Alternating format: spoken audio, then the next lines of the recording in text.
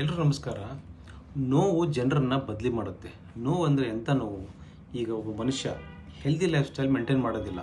ಯಾವಾಗಲೂ ಸದಾ ಆಲ್ಕೋಹಾಲ್ ಕುಡಿತಾ ಇರಬೇಕು, ಸಿಗರೆಟ್ ಸೇದ್ತಾ ಇರಬೇಕು. ಕೊನೆಗೆ ಸಡನ್ನಾಗಿ ಏನಾದರೂ ಒಂದು ಆರೋಗ್ಯ ಸಮಸ್ಯೆ ಕಾಣುತ್ತೆ ಇದರಿಂದ. ಆವಾಗ ಮನುಷ್ಯ ಸಡನ್ನಾಗಿ ಬದಲಿ ಆಗ್ತಾನೆ. ಇವು ನೋವು ಬಂತಲ್ಲ ಅಂತ. ಇಷ್ಟು ದಿವಸ ಬದಲಿ ಆಗ್ಬೋದಿತ್ತು, ಆದರೆ ಆಗಲಿಲ್ಲ. ಒಬ್ಬ ವಿದ್ಯಾರ್ಥಿ ತಂದೆ ತಾಯಿ ಸಹೋದರರು ಎಲ್ಲರೂ ಹೇಳ್ತಾ ಇರ್ತಾರೆ, ಓದಪ್ಪ ಫೇಲ್ ಆಗ್ತೀಯ ಅಂತ. ಓದೋದೇ ಇಲ್ಲ, ಬರೀ ಟೈಮ್ ಪಾಸ್ ಮಾಡ್ತಾನೆ. ಕೊನೆ ಎಕ್ಸಾಮಲ್ಲಿ ಫೇಲ್ ಆದಾಗ ಆವಾಗ ತಲೆ ಹೊಡಿತದೆ, ಅಯ್ಯೋ ಓದಬೇಕಾಯ್ತು ಅಂತ. ಆ ಫೇಲ್ಯೂರ್ ನೋವು ಇದೆಯಲ್ಲ, ಆ ನೋವನ್ನು ಬದಲಿ ಮಾಡುತ್ತೆ. ಇನ್ನೂ ಕೆಲವರು ಇರ್ತಾರೆ, ಬಿಸ್ನೆಸ್ ಮಾಡೋದಿಲ್ಲ, ಬರೀ ಸಾಲ ಮಾಡ್ತಾರೆ, ಮಜಾ ಮಾಡ್ತಾರೆ, ಬಿಸ್ನೆಸ್ ಹಾರ್ಡ್ ವರ್ಕ್ ಮಾಡೋದಿಲ್ಲ. ಕೊನೆಗೆ ಎಲ್ಲ ಲಾಸ್ ಆದಾಗ ಬಿಸ್ನೆಸ್ಸು, ಆವಾಗ ಅವ್ರಿಗೆ ಅರ್ಥ ಆಗುತ್ತೆ, ಅಯ್ಯೋ ನಾನು ಮಜ್ಜೆ ಮಾಡಬೇಕಾಗಿತ್ತು ಅಂತ. ಆವಾಗ ಅವ್ರಿಗೆ ನೋವು ಅರ್ಥ ಆಗಿ ಮತ್ತೆ ಕೆಲಸ ಮಾಡೋಕ್ಕೆ ಸ್ಟಾರ್ಟ್ ಮಾಡ್ತಾರೆ. ಜಾಣರು ಈ ನೋವಿನ ಹಂತ ಬರೋಕ್ಕಿಂತ ಮುಂಚೆನೇ ಅರ್ಥ ಮಾಡ್ಕೋತಾರೆ, ಈ ಥರ ಈ ದಾರಿಯಲ್ಲಿ ಹೋದರೆ ನಂಗೆ ನೋವಾಗುತ್ತೆ ಅಂತ. ಅವ್ರು ತಾವೇ ಬದಲಾವಣೆ ಮಾಡಿಕೊಂಡು ಆ ನೋವು ಬರೋಕ್ಕಿಂತ ಮುಂಚೆನೇ ಸ್ಮಾರ್ಟಾಗಿ ಚೇಂಜ್ ಆಗ್ತಾರೆ.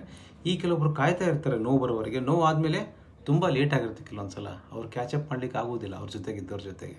ಆದರೂ ಕೂಡ ಕೆಲವೊಬ್ರು ಚೇಂಜ್ ಆಗ್ತಾರೆ. ಆವಾಗ ನೋವು ಕೆಲವೊಂದು ಜನರನ್ನ ಬದಲಿ ಮಾಡುತ್ತೆ. ಕೆಲವೊಂದು ಸಲ ಈ ನೋವು ಅನ್ನೋದು ತಪ್ಪಿಸ್ಲಿಕ್ಕೆ ಆಗೋದಿಲ್ಲ. ನೋವು ಅನುಭವಿಸಿನೇ ಕೆಲವೊಂದು ಸಲ ಮನುಷ್ಯ ಬದಲಿ ಆಗಬೇಕಾಗತ್ತೆ.